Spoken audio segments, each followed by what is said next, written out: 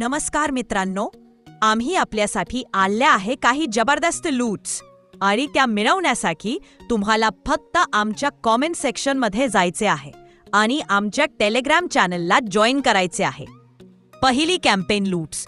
पहिल्या लूटमध्ये तुम्हाला काही डिटेल्स टाकून सबमिट करायचे आहे आणि तेवढ्यातून तुम्हाला मिळणार आहे फ्री लूट्स.